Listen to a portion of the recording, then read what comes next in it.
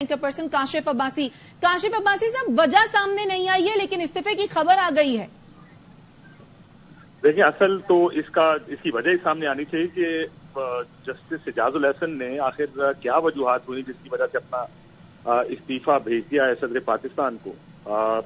Next chief justice of Pakistan है, अक्टूबर में उन्हें चीफ जस्टिस बनना है। अमूमन इस तरह की प्रैक्टिस देखी नहीं गई है सुप्रीम कोर्ट में, एटलीस्ट जितना मैं जानता हूँ सुप्रीम कोर्ट को पिछले 20 साल से, तकरीबन अपने 24-25 साल के करियर में I been looking at supreme court. इस तरह इस्तीफे, ज़ाहिर अली नकवी साहब का इस्तीफा समझ आता है कि केस उनके खिलाफ सुप्रीम जुडिशल काउंसिल में चल रहा है, लेकिन इस इस्तीफे की कोई लॉजिक, कोई वजह होती है जो आप देखते हैं कि आखिर क्या वजह हुई है जिसकी वजह से उनको इस्तीफा देना पड़ा है। ये वजह आई होप कि ये उनका इस्तीफे का अगर सामने आए तो हम जान सकें कि आखिर किस बुनियाद पर, किस वजह से उन्होंने ये इस्तीफा दिया। उन्होंने अभी एक डिसेंटिंग नोट तो लिखा था, आज आपको पता ही होगा कि आज जो सुप्रीम जुडिशल काउंसिल का इजलास था उससे माजरत कर ली थी उन्होंने, और जस्टिस मंसूर अली शाह उस इजलास में शरीक हुए थे।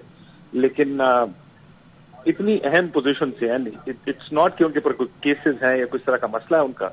तो ये बड़ी एक चंबे की बात है,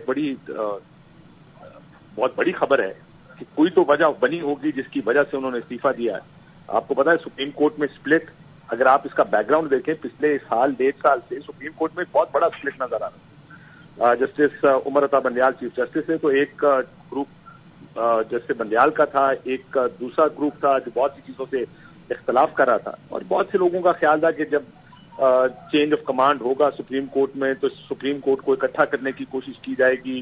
शायद जस्टिस काजी फायजीसा साहब इस सुप्रीम कोर्ट की स्प्लिट को खत्म करने की कोशिश करेंगे। यहाँ तो ऐसा लग रहा है कि वो स्प्लिट मजीद खराब होती जा रही है, और इस हद तक हो रही है कि लोग और जजेस इस्तीफा दे रहे हैं अपने। चले, मैंने पहले कहा कि जस्टिस ज़ाहिर अली अकबर नकवी साहब का इस्तीफा तो समझ आता, एक प्रोसीडिंग्स उनके खिलाफ हो रही हैं, उनके ऊपर चार्जेस हैं। जस्टिस इजाजुल हसन का इस्तीफा फिलहाल तो मेरी समझ से बाहर है कि वाई वुड ही रिजाइन, लेकिन अब देखते हैं। ठीक है काशिफ अब्बासी साहब, जैसे आपको समझ नहीं आ रही, हमें भी नहीं आ रही, लेकिन राजा मोहसिन इजाज हमारे नुमाइंदे हमारे साथ मौजूद हैं, उनसे जानते हैं।